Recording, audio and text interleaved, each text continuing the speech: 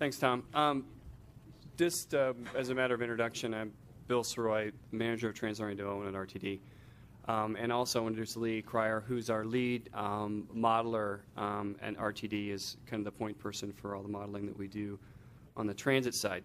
Just to provide a little context for our presentation, ours is very brief, by the way, so the intent is to talk a little bit about, like Tom said, how we've look at demand and how we generate demand kind of from a process and standpoint, but also to point out too, I think, and I think that you'll hear when you hear from the folks in Portland, kind of that the way you look at modeling is a tool to get to parking. Really, parking is influenced a lot by policy in terms of how you in effect want to utilize that parking, the mode share, other things that have a big influence in terms of actually what you actually put in place with the project. We also kind of wanted to highlight, which we'll get into, a little bit about our parking management program. Again, we haven't had much time in terms of its implementation. Like I said, the first phase was implemented this past February. It was implemented over, I think, the course of 4 phases, basically every month. I think February through May, there was 4 different phases, which I'll talk a little bit about that, but not any real clear conclusions at this point.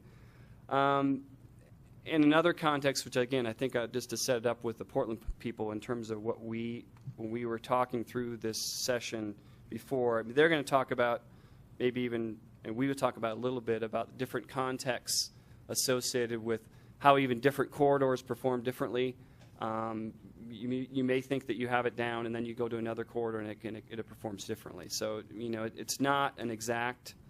Kind of the point is it's not an exact science. It's something that you have to kind of play with, and you constantly learn over time kind of how it works, and that hopefully you'll get from this, and then the follow-up presentation from the Portland folks, kind of that basic point. And I'm going to turn it over to Lee to talk a little bit about kind of context in our parking demand methodology.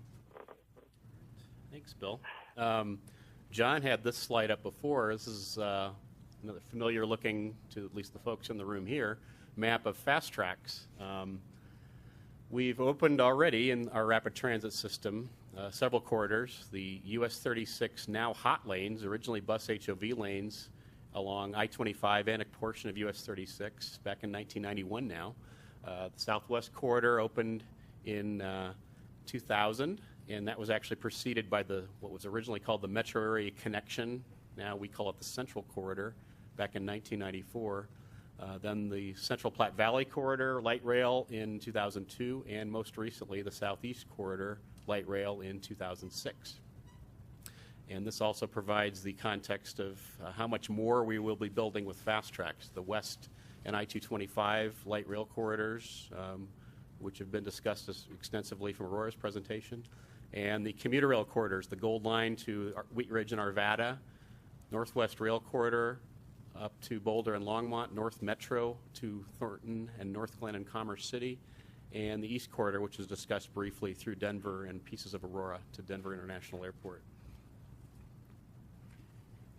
This slide's pretty wordy, and like Bill said, we're going to be kind of switching between more of a policy discussion on Bill's end and a technical discussion on my end. And the technical discussion talks about how we come up with parking demand estimates in the first place. And then once we get those estimates, we have to look at some policy issues to determine what we actually want to build. We work with DRCOG and use the DRCOG travel model to provide an initial estimate of parking demand at both our bus, park and rides and rail stations that have parking. And not all those stations are assumed to have parking. Inputs to the model include road and transit networks, both existing and future. Hui Lang mentioned validating the model to existing observed data. And those input networks include where transit parking is located, as well as socioeconomic data provided by DRCOG with substantial input from its member governments. Outputs include that base year validation to show, are we accurately projecting the ridership that we're getting now, say on our light rail system, and the parking demand that we're seeing now in all our park and rides and our light rail park and rides. And it's also, that validation also includes developing factors to relate the trips that the model generates to actual parking use that we go out and count every month. And so that calibration is used to accurately reflect the existing ridership and parking patterns. And regarding how that model is used, there's some things that it's reasonably used for in parking forecasts for transit. It's good for projecting system-wide and corridor-level parking, like 225 as a whole, for example. But station-level parking, say if you go down to individual ILIF station or 9 Mile, for example, are less accurate than system-wide and corridor-level forecasts. It's because this is a regional model. It goes all the way from Castle Rock to Longmont. And it's a little bit difficult to get forecasts accurate at a street level for, say, traffic volumes, or a route level, or a park and ride or station level for transit demand. So once we come up with those estimates from the travel model, we get more into a policy discussion. And our demand is distributed in 2 phases based on several factors. And this is talking mostly about the NEPA process that we go through with each of our corridors. Before we ever select a preferred alternative is phase 1 of this process, and it's ensuring that the parking that we select is consistent with the RTD TOD strategic plan that Bill will talk about in more detail, and local government TOD plans, such as what Aurora may be coming up with, as discussed previously. John mentioned the established Fast Tracks budget. That's a critical component. And cost effectiveness of surface versus structured spaces. Once we get to a NEPA document, such as the Draft Environmental Impact Statement, DEIS, and we have a build alternative selected, then we get into more details, such as site size and configuration of the land parcels that would need to be acquired, existing and forecast traffic volumes and congestion in the station areas may affect how much parking we want to actually put at those stations, and the accessibility related to those traffic volumes and congestion from the surrounding street network. So as we get more into a policy discussion, I'm going to turn it back to Bill to talk about our specific TOD and parking, our TOD strategic plan and how it relates to parking policy, as well as some issues with FTA and our parking management program that we've talked about a little bit already. So, Bill. Thanks, Lee. And I talked a little bit about this before when I was involved with the presentation at the May forum for the PI group. But, you know, we developed this TOD strategic plan, actually the original version in 2006 and then updated in 2008.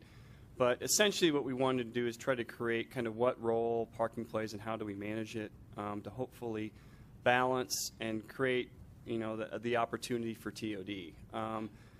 One of these things, and we got a lot of these things from other peer agencies that we interact with in terms of things that they've been doing, like this access hierarchy piece, which I think that BART is probably the kind of the most progressive in terms of establishing this, you know, several years ago. But the idea here is trying to create a hierarchy, looking at how you create access to your stations, looking at pedestrians, because you think about it, you've probably heard the term, you know, pedestrians, there's always going to be a pedestrian link to your trip when you're going to a station, even if it's getting out of your car and walking 300 feet or 500 feet or whatever it is to the platform. So trying to make that environment and the pedestrian experience hopefully better. And the way I'm going to put this in context is that this is set up as a policy that we hope we're trying to translate, and hopefully there's not too many engineers in the room, into engineers that they can understand in terms of actually designing facilities to take some of these things into consideration.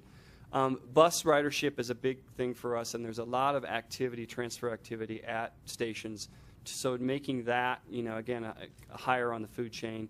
Bicycles kind of being in that same realm. But then when you get to parking, it's like looking at the idea that if you're looking at how you manage and design a park and ride facility and trying to balance access, some of the things in terms of either short-term or long-term parking, those are kind of at the bottom end of the rung, because those are probably have the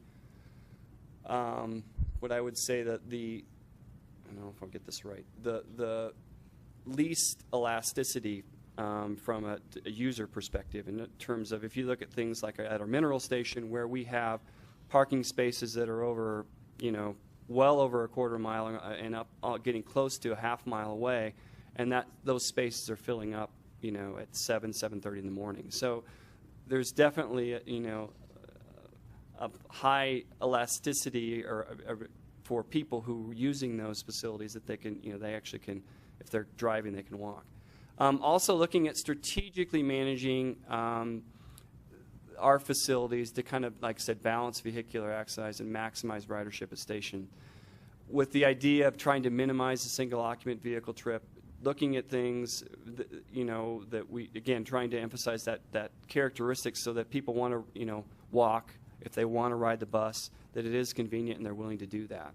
And then also in terms of looking how we deal with parking, look at different factors that come into play in terms of managing our access to stations. Things like, its proximity to downtown, with the idea that you're going to have a lot of cases closer to downtown, better bus access, so the need for less parking.